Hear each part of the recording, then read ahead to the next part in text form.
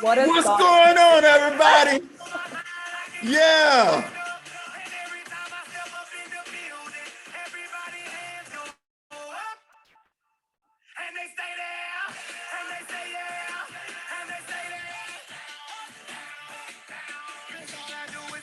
Good afternoon, everybody. It's Tony Thompson. I guess I must be feeling really, really good.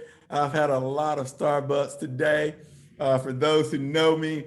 But greetings from beautiful Chicago, Illinois.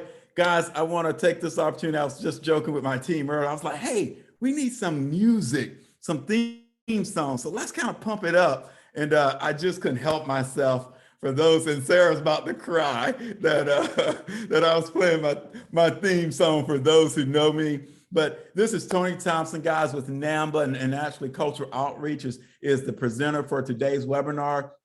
It's currently 2 after the hour, so we're going to give it just one more second. But I want to make sure that if you can just send me a quick wave your hands or yes if you can see and hear me, so that we can make sure that we're all set from a technology standpoint.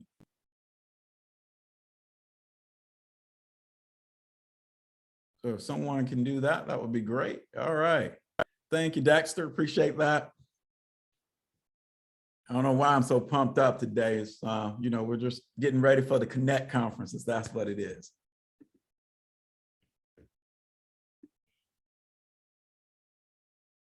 I need more coffee, Tony. I need to get on your level. More coffee, exactly. I had one. I've only had one today. Only one, yeah. This is like California. So. Fifth cup. Yeah, you're a couple hours behind out in California. Great. Well, guys, we're going to go ahead and get started. First and foremost, Linnell Bevels, shout out, young lady. How you doing out in California as well? Thanks for joining us early this morning. For those who I have not had the opportunity to meet, my name is Tony Thompson. I'm going to turn my phone off, so we'll make sure that doesn't happen anymore. I'm the founder and CEO of NAMBA, as well as the CEO of Cultural Outreach. And our goal today is really talking about millennial home buying, the cohort, the largest single cohort of future home buyers over the next 5 to 10 years.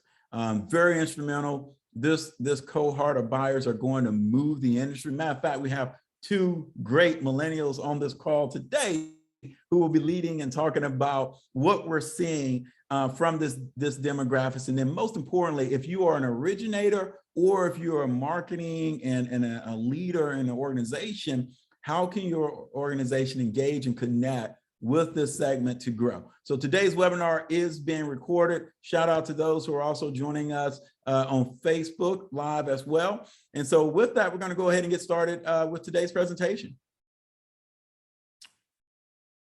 First and foremost, go ahead, Andres.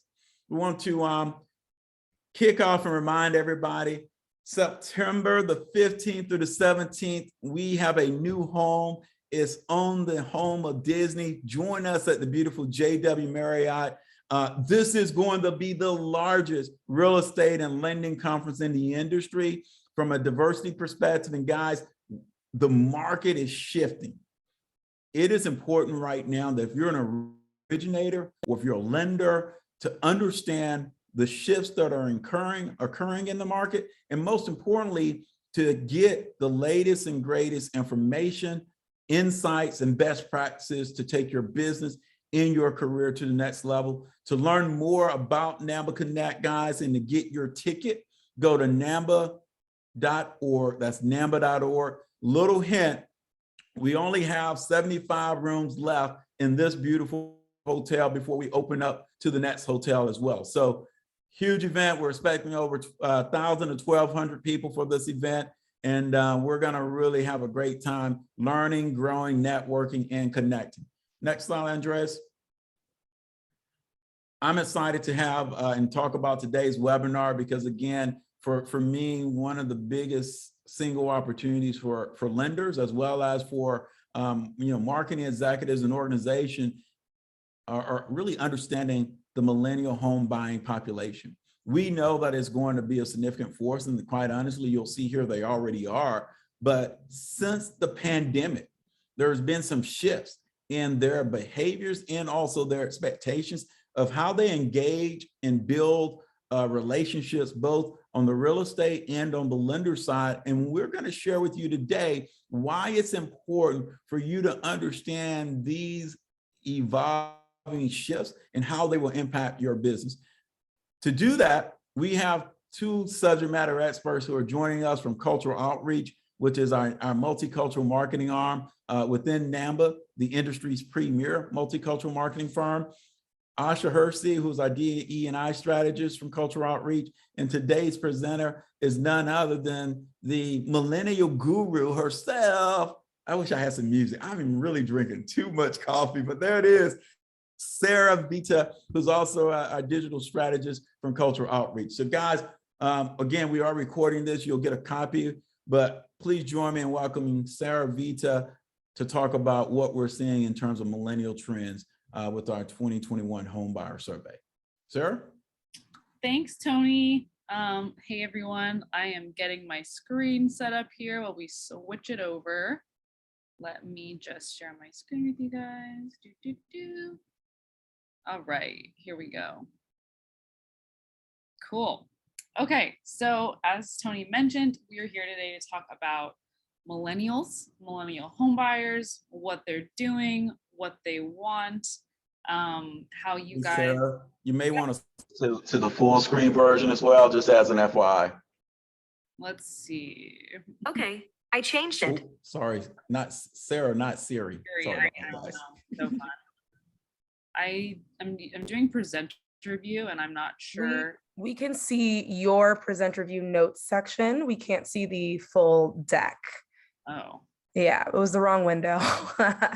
I've done it. On. No problem. I thought I had it. How do you do that? When you're sharing your screen, pick the screen, like have it already in presenter view, and then click the screen that has just the slide deck on it.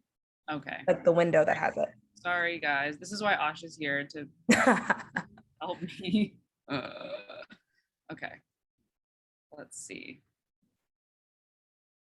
The millennial she's on it, I promise.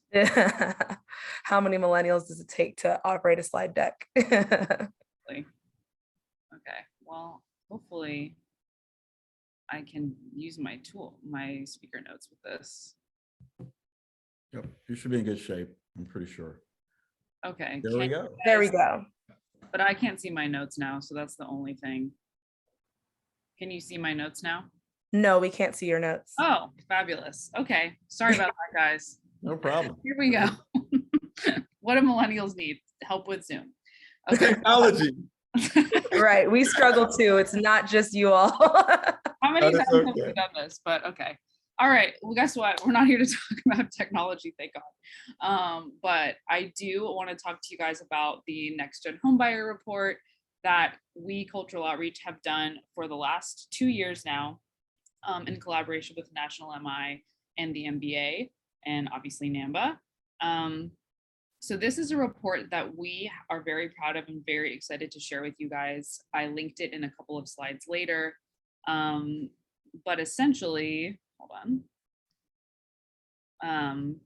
We went out and talked to, on the ground, firsthand, millennial home buyers, first-time home buyers, repeat home buyers, to really get their perspective on what their challenges are throughout the home buying process, what their preferences are when it comes to communicating with housing professionals, and how COVID has impacted their home search, and really to start to break down some of those home buying myths that we're seeing in the next gen demographics, and how you as housing professionals can better reach them with some of this data.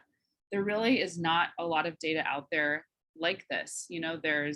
There's articles about next gen home buyers, things about trends and all of that, but we were finding, and we were trying to source data and information, that there wasn't really a report like this that was specifically focused on the next gen home buyer.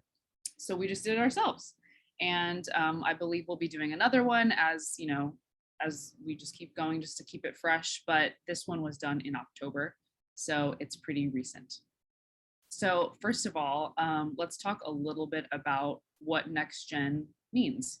for a while there, we were just using millennials, just referring to millennials, but now Gen Z is part of that generation that's buying homes, which is very scary to think about.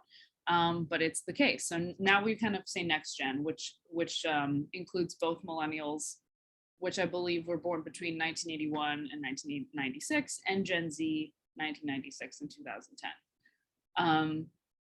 You know, the next, as we keep moving through the housing pipeline, the home buyers are becoming more and more diverse. They're younger. There are more single women purchasing homes now. They are the second largest cohort of home buyers compared to every other demographic that's buying homes. You know, but overall, most of the marketing materials that are out there I don't like to use the word target, but they don't really resonate with these demographics here. The stuff that we see from banks, from lenders and things like that, they feel a lot of times very one size fits all, very cookie cutter. So how can we better speak to these demographics when they are the ones that are buying the homes? Like, these are the people that you know, are moving the needle in homeowner rates in the United States. And a lot of next gen folks are saying that they don't trust banks. They don't, you know, a lot of us, I'm a millennial, lived through the financial crisis of 2008, which led to a lot of distrust with financial institutions. A lot of that's being repaired now, I would say. Like, I think there's much better morale between financial institutions and next gen people these days, after, you know, a lot of marketing work and just building those relationships and things like that. But when it comes to buying a home, I think the number one response when we were talking to people, you know, about what is it that's making you not do it? Like, why aren't you pulling the trigger? You're ready financially, you know, you don't want to rent anymore. What's the deal? Most people just didn't know where to start. They didn't know who to turn to for advice. You go online and you become just completely overwhelmed with information. You know, so it was kind of this overwhelming initial hurdle that was stopping a lot of next gen from starting the home buying process. So that is really the mission and motivation behind doing our home buyer report. So I linked it here. I believe Andres is going to send you this, or the deck perhaps. If not, you know, it's linked here, but you can also just go to our website, culturaloutreach.com, and the report is there for free. You can download it, you can check it out. I'm going to go through some of the highlights from the report with you today to talk about next gen home buying trends, preferences, and things like that. But check it out. We worked really hard on it. It's very beautiful, and it has a lot of really great information in there. So as I mentioned before, we talked to a little over 1,000 survey respondents between the ages of 22 and 37. We looked at a diverse, you know, range of people in terms of gender and ethnic makeup and sexual orientation, all that kind of stuff, to get a really round, you know, pool of answers. We wanted to make sure that they have either purchased a home in the last 3 years, so they're a recent home buyer, or plan to purchase a home within the near future. Because I think it was really, we got a lot of differing responses from what people expected from the home buying process versus what they actually experienced. And that was really interesting, especially when it comes to like the relationship between the home buyer and the financial professional, whether that was their lender and or their real estate agent. But most recent home buyers either had an amazing experience, which really shaped, I think, their overall like idea of the home buying process, versus the fear that a lot of them felt before going into it. Those who had very positive home buying experiences attribute that in a really big way to their lender, and feeling like their lender was really on their team, was a partner for them, was there and available to answer questions, and didn't just kind of like, you know, give them the paperwork and then peace out, because they're still feeling like they're drowning a little bit. And it's those little things like answering the phone, sending that email, meeting them at the walkthrough, being there for closing day. Those little things really make a difference, and they were what kind of had the recent home buyers going, I had a great experience, or I didn't have a super good experience. So it really does depend on you guys. Sorry, my little window is very small. But yeah, we looked at in this survey varying home buying statements, which is what I'm going to kind of go through in a couple of slides. Basically, what are these myths and what are these beliefs around home buying? And what does that mean in terms of, how people are thinking about the home buying experience? How did COVID impact the home buying experience, as I mentioned before? And then communication preferences. That's changed a lot since the days of, meet me at my office at 3 p.m. It's kind of expanded to a very omnichannel type of world where millennials are messaging you on Instagram or on Facebook Messenger or texting, maybe after hours, maybe on the weekends. Obviously, you guys need to decide what your boundaries are, but the communication style, and I think this honestly goes beyond just next gen, is just so much more than I think the kind of linear system that the housing industry used to be. So I'm going to go through some of these statements from the next gen home buyers, these myths, these conceptions, things like that, what that means from a marketing perspective and how you can kind of respond and react to those things. And then a little note about COVID. Okay, so let's go into these next gen home buyer statements. I'm just going to preface that with, buying a home has always been, I think, one of the most complicated and significant decisions that adults make. It's probably one of the biggest financial investments that we make, besides maybe college and student loans and all of that kind of stuff. But as an adult, as a person out in the real world, buying a home is a huge, huge endeavor. There's a lot of misconceptions and myths that continue to persist around both the process, the home buying process, and the types of individuals who become home buyers. We saw COVID take a huge impact on the home buying process, raising new questions, showing us different preferences, showing us a lot of different migration patterns, even about where people wanted to live. If they were teleworking, they could live somewhere else. While there's still some uncertainty, kind of post-pandemic, I don't know if we're allowed to say that yet, considering numbers are up again, but it still continues to affect American social and economic life. But I think that the data that we found through this 2021 Homebuyer report can really help dispel some of those key myths in the home buying process. And knowledge is power. It's like, I'm going to share some of these myths with you that you might kind of know exist, but it's like, okay, so what are we going to do about it? And I think as a housing professional, your job is to kind of take those concerns and those challenges and go, let me help you figure that out. Like, this doesn't have to be a deal breaker type of thing. Okay, first statement number one. I want to buy a home. Obviously, everyone that we were surveying was interested in buying a home or was a recent home buyer. But the belief in the American dream of home ownership is still a very real one. And, even people who are not native to America and come to the United States think, I can buy a home. It's part of my dream. Prior to COVID-19, next-gen home buyers were already purchasing homes later in life and at lower rates than previous generations. Baby boomers, I would say, were buying homes at a lot younger age comparatively. Life and sort of life paths were a little bit different as well. But this was also in part to the Great Recession, rising student loan debt, but also, that shift in kind of life priorities regarding family and professional life. Millennials were taking more non-traditional jobs, maybe staying at home longer, things like that, but then ultimately deciding to purchase that home maybe a little bit later or as an investment property or something like that. But at this point, millennials make up the biggest home buying demographic, with 1 in 3 home purchases made by next-gen buyers.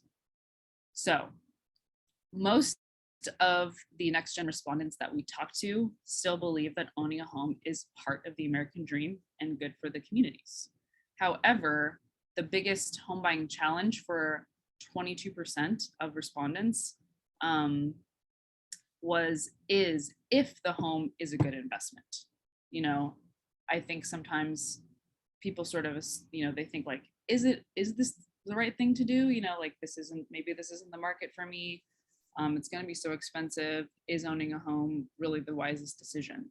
A little bit more information just about this question or this statement specifically.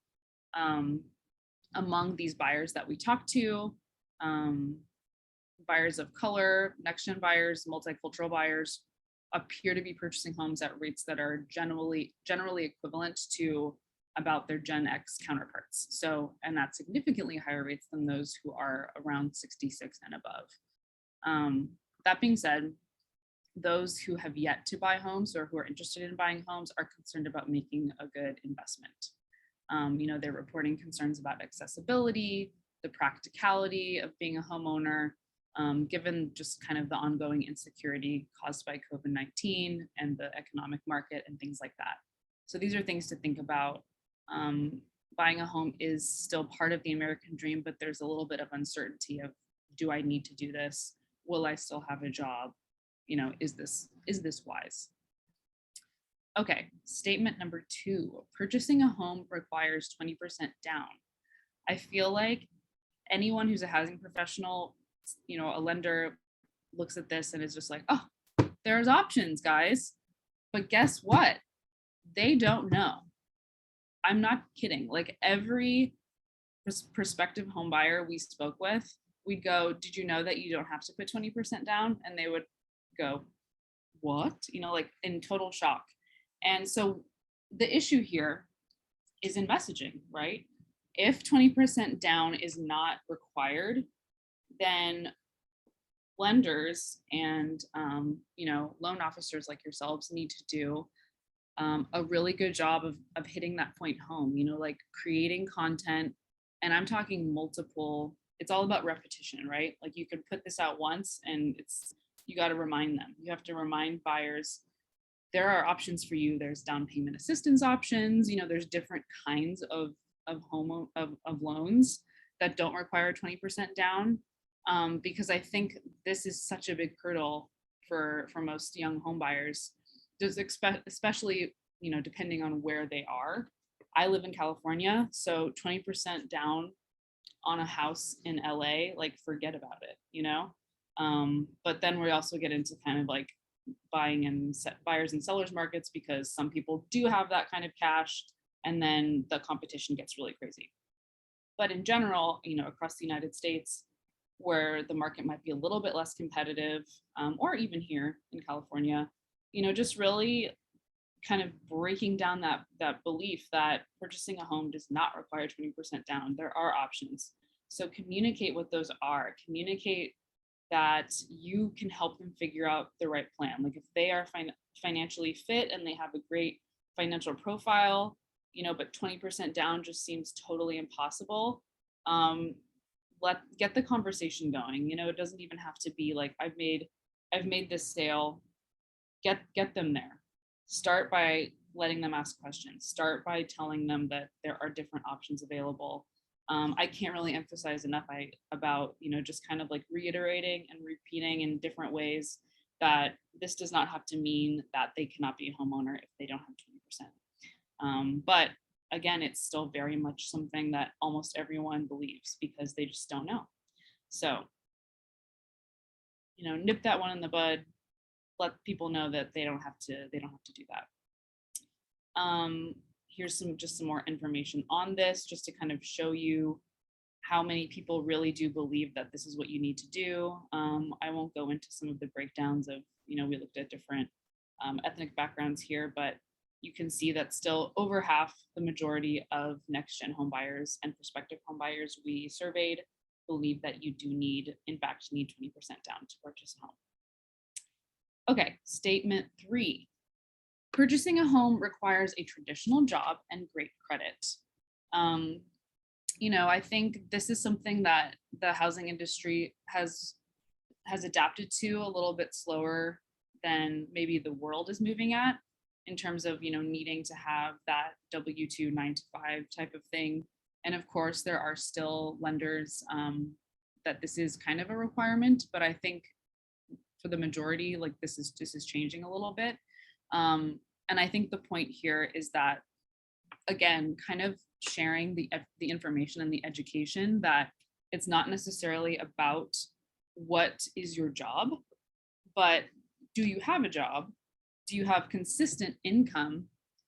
And do you have all the financial profile makeup things to make up a good candidate to be a home buyer? Do you have a good credit score? Do you have consistent income, even if you are a freelancer or a gig worker or something like that?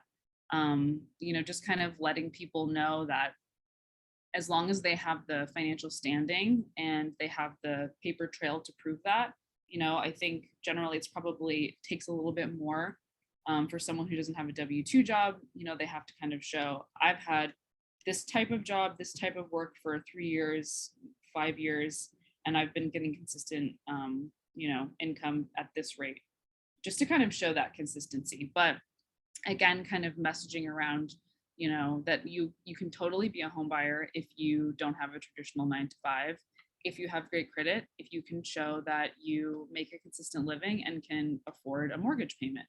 And I think a lot of people also just kind of rule themselves out from the get-go if they don't fit into this box. So one of the biggest kind of disparities we saw in responses here was, for people who kind of believed this myth was Hispanic versus non-Hispanic survey respondents, and just kind of seeing the difference there, and sort of seeing who kind of falls into this bracket of, thinking that that's something that they need to do versus not. So sometimes, the respondent's background did show us a little bit of something different or something interesting. So that's why we included it here. Other times it wasn't as, it didn't really make a difference, Oops, okay, cool. Another thing to look at in just terms of those kinds of things that will prevent you from qualifying for a mortgage, things that are, part of that belief system, was whether having student debt or car loans will prevent me from qualifying for a mortgage. I think a lot of younger people or first-time home buyers, and actually a lot of, Latin American people, I'm from a Latino family, and, like, debt is not something that necessarily is good in our culture, at least in terms of, like, from my grandparents' perspective, things like that. And I think educating on what debt really means and what the difference between good debt and bad debt, and how that can impact your application for a mortgage, is a really interesting conversation to have with these people. Because, obviously, if you're completely debt-free, amazing, but most people do have some sort of debt, and that's okay. You guys know this, but I'm speaking to you as if you were speaking to a potential home buyer, a potential consumer, letting them know that, if a lot of people are paying off their student loans, and that's okay, but if you have, if your DTI is good, your DTI ratio is good, if you are paying off your student debt or your car loan like you would anything else, and you still show that capacity for a mortgage payment, then that can still qualify them as a home buyer. So again, there's more of that messaging around, like, you can still do this if you have X, Y, and Z. If you have debt, you don't need 20% down, need to put 20% down. You don't need to have a traditional job. So I think I picked the 5 things that we're talking about here because those are kind of like the biggest myths and sort of assumptions that people have. I'll get into kind of what to do with them. I've been kind of scattering that through, but when I get to the marketing piece, but just to kind of keep those in the back of your head. The 4th statement here, I enjoyed my home buying experience somewhat. So this is what I was talking about earlier when we were asking, this is obviously more from the recent home buyers that we talked to, but what made their experience positive, what made it negative. Over 90% of the recent home buyers, next gen home buyers, excuse me, felt satisfied or very satisfied with their home buying experience, which is pretty great. You know, I think based on the kind of fear and uncertainty that a lot of next gen prospective home buyers hold over the process, to come out of that process and then go, I had a really wonderful experience, means that you guys are doing something right. You know, like that's amazing. Over 2/3, over 70% of next gen home buyers felt satisfied with their home buying experience. An additional 20% reported feeling very satisfied, with an overall of 90% in the positive range. Let's see, let's go to the next one. Okay, and again, I guess I didn't include this in here exactly, but a lot of that had to do with their lender and their real estate agent, actually, just in terms of helping them through the process, answering the questions, being transparent, showing up. You know, I think back to the kind of the distrust of banks, just being open and honest about their options, about the numbers, what they can expect to pay, the hidden fees, you know, all that kind of stuff, being very upfront about that from the get-go will help shape that positive experience. And then just kind of, you know, reminding them that you're a partner to them in this process and that you're there for them. You're not trying to dupe them or sell them in anything. You know, I think because the home buying process can be kind of intimidating and scary, having a lender who they feel like they can really rely on and that isn't going to try to weasel their way through anything just puts a lot of, you know, puts a lot of these home buyers at ease and takes a lot of the stress out of the whole process. So this was an interesting one. Most next gen buyers refrain from speaking to a housing professional until they feel prepared and informed.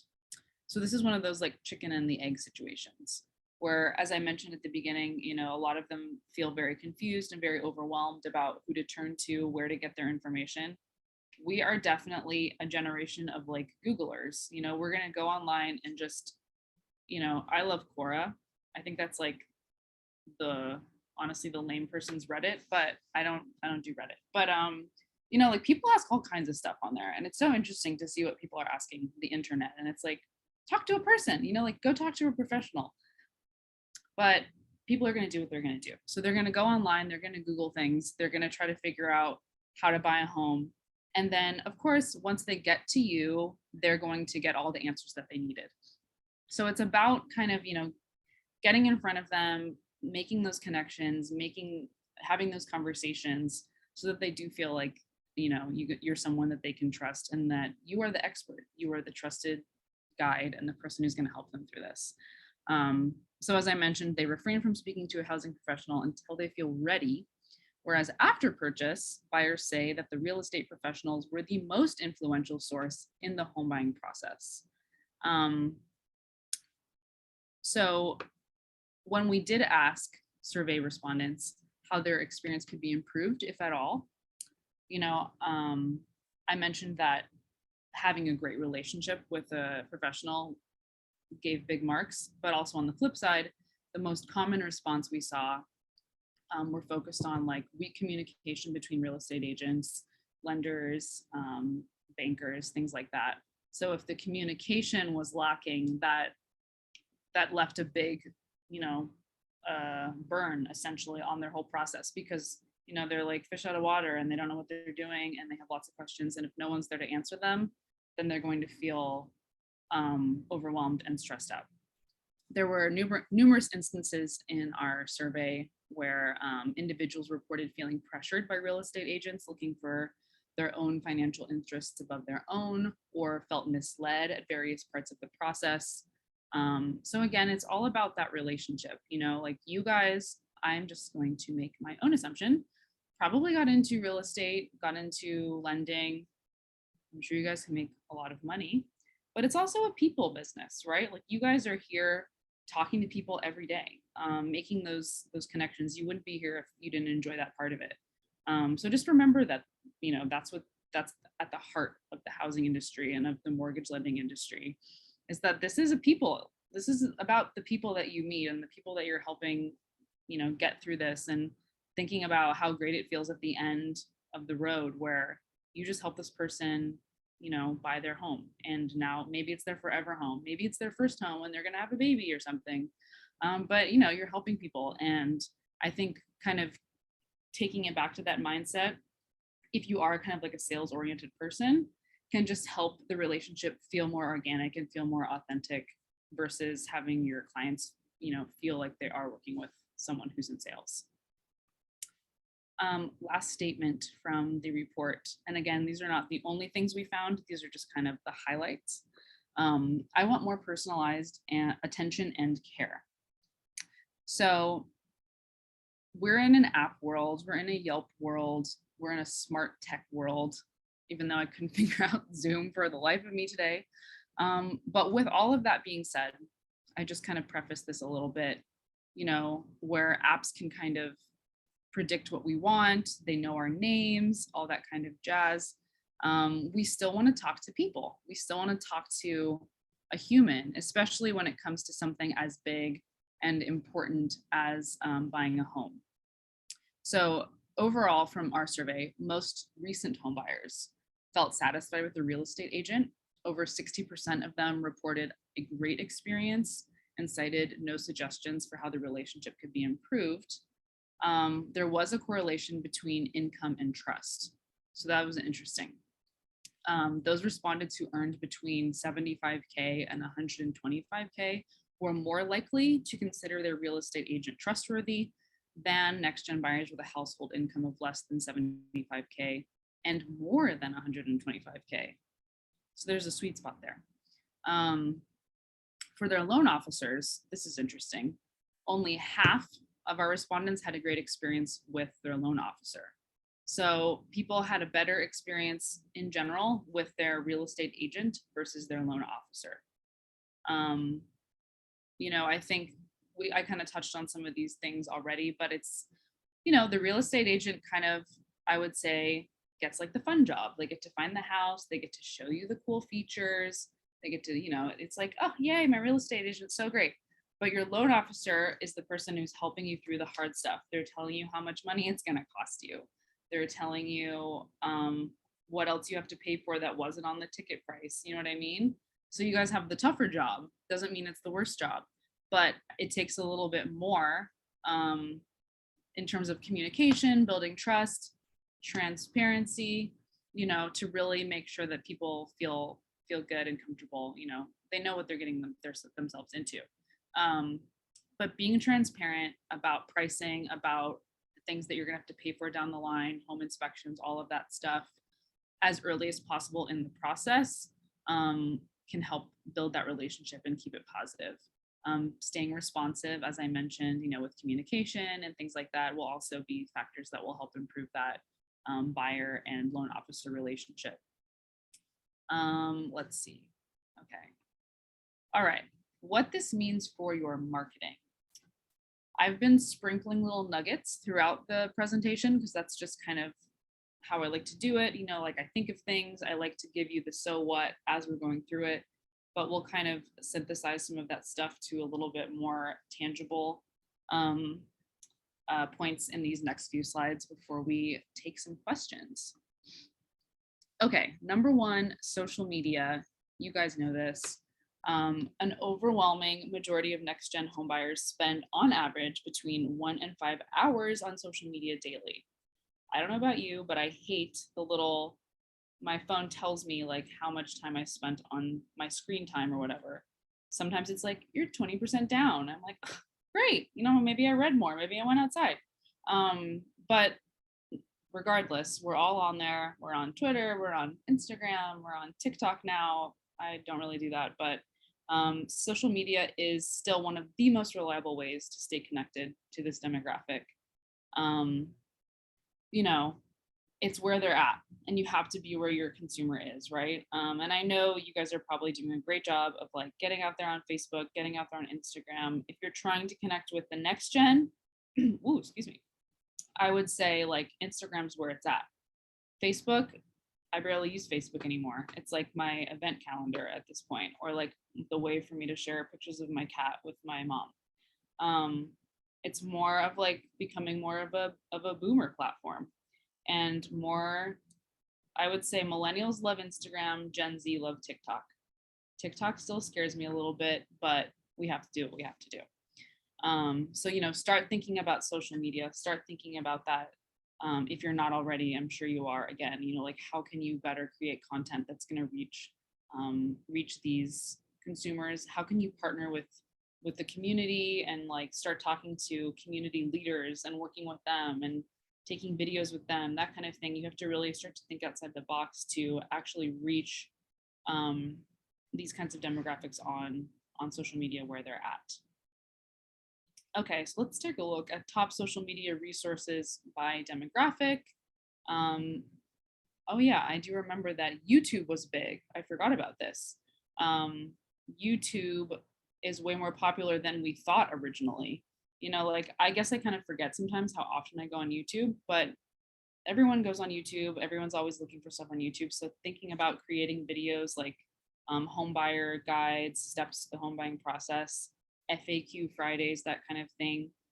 Investing in video content is really where it's at. And that can also be translated to all the different platforms as well, Facebook, Instagram, all of that stuff. But obviously next-gen home buyers are demonstrating a really strong preference towards video-based platforms compared to text or image-based social media accounts. Also, if you think about Facebook and the other social media platforms like Instagram, like Twitter, they're all video, like you can still post photos on Instagram, but everyone's doing the reels thing now. TikTok is only video. So if you're thinking about what should you be doing more of with your social media marketing, the answer is video. 3/4 of respondents cite using YouTube on a regular basis, edging out both Facebook, which had a 66%, and Instagram 60% usage rate. Which social media platforms do you visit to learn more about personal finance? This was an interesting question because I do think it's a different type of thing, right? Like we go on TikTok to watch food videos or dance videos or entertaining type stuff. When it comes to content, usually there's like two purposes. It's either content to educate, content to entertain. So we were interested in where people are going when they want to learn something. And that is YouTube. Like it was a huge difference actually compared to all of the other platforms. When people want to learn anything, they're gonna turn to YouTube. So in terms of reaching that audience, your best bet is YouTube actually. And YouTube has tags. It makes sense. If I have literally used YouTube to like fix my car. My radio didn't work one time and I literally YouTubed like radio doesn't work in 2011 Mazda 2. And someone out there knew exactly how to fix it and it worked. So you can learn anything from YouTube. It's amazing. So that goes to, financial education, home buying guides. There's really a lot of opportunity there for you guys to share your knowledge and get those leads started, those conversations, those relationships started. Okay, next one. Online reviews. Again, I mentioned that we're like a Yelp generation. I don't think that is exclusive to next gen either, to be honest. Like my mom's always on Yelp, Google reviews, that kind of thing. But referrals really matter. People's previous experience matters. You can have like the most amazing snazzy website in the whole wide world, but if people don't find anything about their past experiences with you or like what other people have to say, then they might move on. Definitely marketing and branding helps a lot, but people want to know that you're legit. Over half of recent next gen buyers found their real estate agent and lender through a friend or family member, representing the most common source of influence by more than 30%. So that was number one. Online search, so just organic search came in as second, with 21.6% of respondents citing that that's how they found their housing professional. When asked where respondents go to learn more about personal finance, Most people cited Google at 70%, followed by friends and family who have recently bought a home. So firsthand, experience at 60% roughly. And then social media and parents also ranked as highly sought out sources for personal finance knowledge. Okay. Another question from our survey, how important are reviews or recommendations when it comes to finding a loan officer? Very important. I'm sure you guys have thought about this in terms of, if your lender has relationships with like experience.com, or you have a way of including testimonials on your social media pages, on your website, or if you can just go straight to the source and have people, record a small video, or just, like letting them have them kind of talk about their experience with you and then tagging you on social media, things like that. Those are the kinds of, social parts of your job that really matter and really make an impact on, expanding your network and building more and more business. Number 4 for my marketing tips here, transparent communication. I won't spend too much time here because I've kind of talked about it throughout the whole presentation, but we talked about trustworthiness, the financial institutions and the Great Recession, feeling like people are being sold to. So you really want to just continue to communicate. All relationships are about communication, maybe you suck at it in your personal life, but you can be really good at it at work. Communication is the foundation to every positive relationship, whether that's personal or business. And just asking questions, letting them ask questions, answering all those questions, putting that time and that focus in to really showing them that you're dedicated to them as a housing professional, as a guide, as a trusted source. Using, I don't want to say dumbing things down, but using simple language. And if there's any like housing industry jargon, like not making people feel stupid, making people feel like it's okay to ask questions. It's okay to not know what escrow is. I'm going to tell you, I'm going to help you figure this out, and we'll get you there together. That's the kind of sort of approach you should have when it comes to, working with new and younger home buyers. This is a little bit of a piggyback on of the last one, but being that trusted advisor. I think the housing industry is really interesting because there's a lot of amazing technology advancing right now with e-closings and all of these other things that are happening. But it's one of those industries that I truly don't think will ever be completely automated. It will, it's not going to be like the baggers at the grocery store taking over by robots.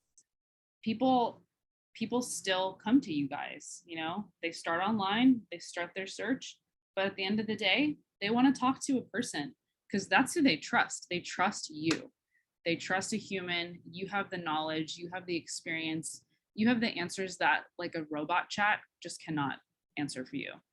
I will say, like, the chat features on websites are helpful to an extent, but I am sure I'm not the only one who's like, okay, like I'm checking on my order.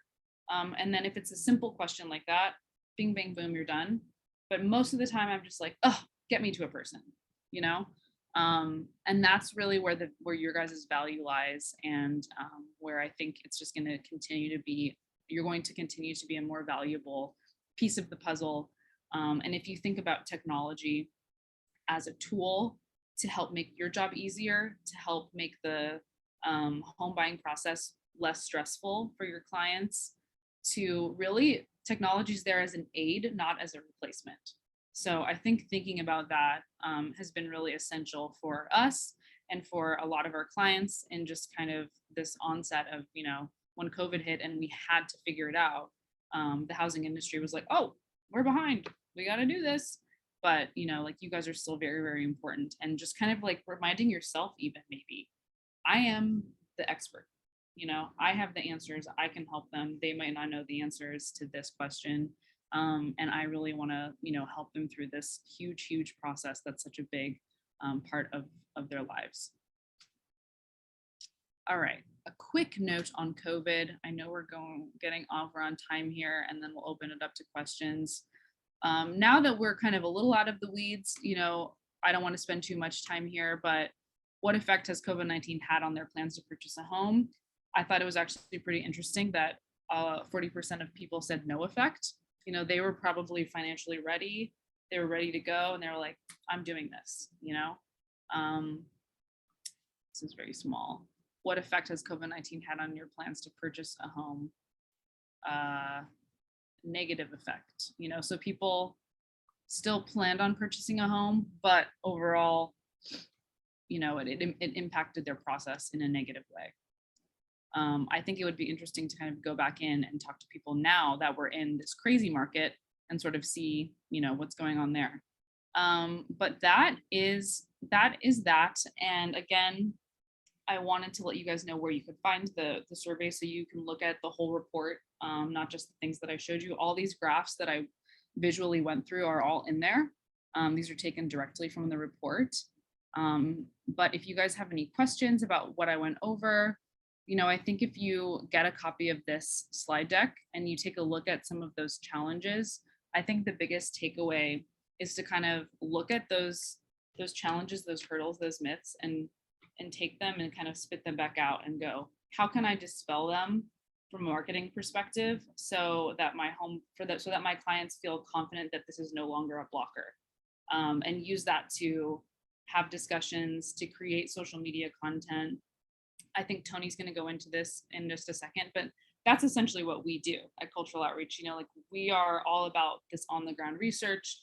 We create social media content based on all of these things that we just talked about.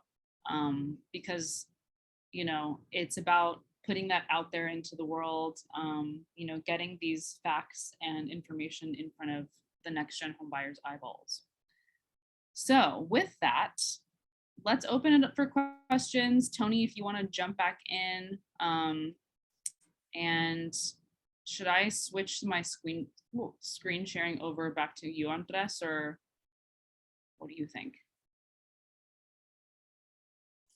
No, you can keep it. Oh. You can keep it. There we go. Okay, cool. So if you have questions, you can pop them into the chat. You can use the Q&A thing. Hopefully I don't mess that up. Yeah, fire away. Get some water now.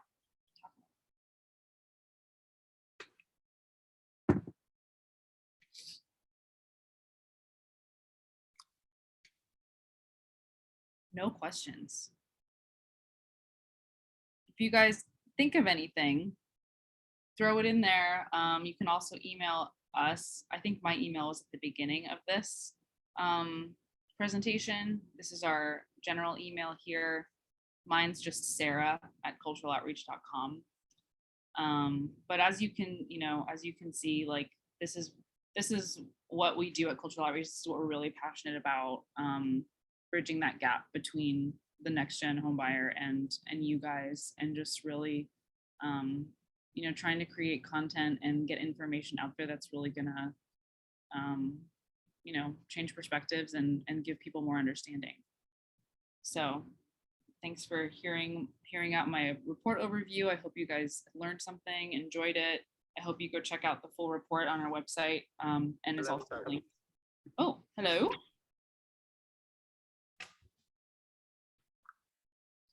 Linnell asks if, Andres, this is a question for you. Will a replay of this presentation be available to all attendees? Also, how can I secure a copy of the report? I'll answer the second part of that question. So if you head to culturaloutreach.com and you go to, there's a tab that says 2021 Next Gen Home Buyer Report. If you click on that, you can download it straight from there. And I've also linked it in this presentation. And yes, you will get a replay of the presentation and also a copy of the presentation. Yep. Tony, you want to come back in for the last few minutes? Yeah, absolutely. First and foremost, a lot of great content, a lot of great, insights around helping everyone to understand what's going on. Thanks, Linnell, for that. Sarah, shout out. Asha, great presentation. Here's what's really important right now. The market has shifted and it will continue to shift. And as a lender, the one thing that I want to go back that Sarah mentioned on the presentation. Right now, whether you're an enterprise as in marketing, or if you're an originator, loan originator, building trust is your pipeline of referrals. So don't sell. You know, educate is what we talk about in helping lenders and originators understand this target audience wants to be educated first before they speak or before they're sold. And if you educate them, you will build and establish trust as a high trust advisor to them or a high trust brand. And that's the message that we want to make sure everyone understands, is that where I see the biggest change in the buying behavior of consumers from cultural outreach is that now consumers have their own journey of how they want to be engaged to. Not all African Americans want to be marketed the same way, because your first-time home buyer should have a different engagement than someone who may have owned 7, 8, or 9 homes, or maybe a move-up professional buyer. So we call that multicultural marketing on demand. And if you want to learn more about how you can create and provide tools and resources that can help you connect with your target audience and build and establish trust, you can go to culturaloutreach.com and simply learn more about multicultural marketing on demand if you're an originator. Or you can also learn about multicultural marketing on demand if you are an enterprise leader, marketing executive around, Tony, help me and my company build and develop a multicultural marketing strategy to connect with this segment, and most importantly, the demographics within the segment. So lots going on, but this is a very powerful webinar. And again, our goal here is to make sure that you understand the insights, trends as they are occurring, because there is a shift that is going on right now over the next 12 to 24 months in our industry around how consumers want to engage, particularly on their mortgage experience. And so, Sarah, thank you for your time today and sharing these insights, and Asha and our team at Cultural Outreach. Guys, again, we want to remind you about NAMA Connect in September. We're truly excited and looking forward to that. And so to learn more about Connect, simply go to NAMA.org. Someone asked me today here in Chicago, Tony, give me 3 reasons why someone should come to NAMA Connect. You know, I thought that was pretty cool. You know, put me on the spot, asked me for 3. And then I thought about it for just a millisecond because it doesn't take me too long. It's real simple. Content. You're going to get great content. Resources. We're bringing some of the best partners and vendors to help you, whether you're an originator, whether you're an enterprise leader, to help you in your organization. And then last but not least, most importantly, what we are committed to, connecting you. It is the largest conference in the country of real estate and lending professionals that are all focused on helping each other to grow, connect, and build our ecosystem. So guys, thank you for your time. Have a great, happy, safe 4th of July. We look forward to seeing you on our next webinar. This concludes the webinar for today. Thank you.